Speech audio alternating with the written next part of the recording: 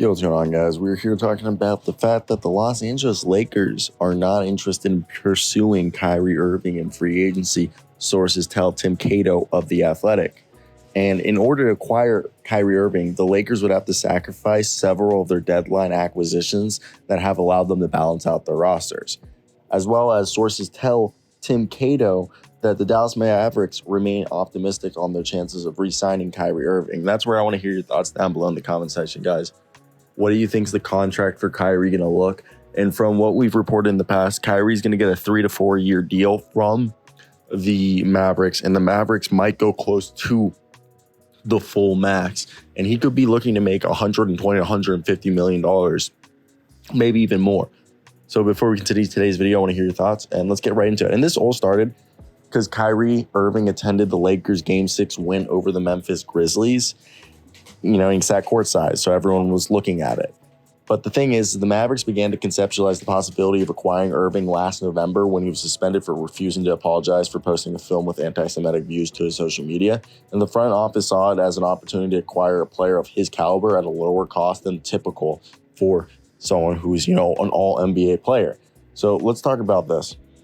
See, Kyrie Irving was a guy who, in his 20 games with the Dallas Mavericks, 38 minutes a night, he averaged 27 points, 51% from the field, 39% from three, 6 assists, 1.5 steals, and 5 rebounds with that.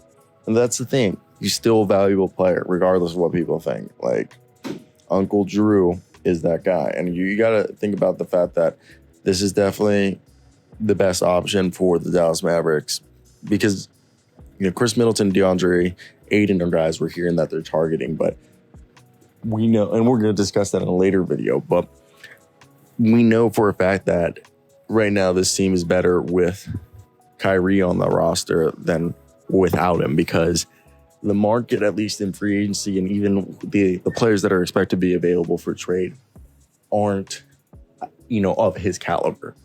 When we saw the Nets with Kevin Durant and Kyrie healthy, playing together, that team was looking like one of the top 4, if not one of the best teams in the NBA. I mean, they had at one point the best record. I think they hold the record right now for this season. I think they had the longest winning streak. I think maybe the Milwaukee Bucks might have surpassed them, but at one point, or even, like, people forget that was Kyrie and Kevin Durant. So the fact is I believe Kyrie and Luka can do the same thing, and I think that's why there is the thought that they're going to continue to to try the forges, because even if it doesn't work out, re-signing Kyrie allows you to still be able to trade him in the future.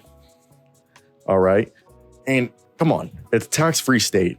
You got nothing to lose by staying there if you're Kyrie.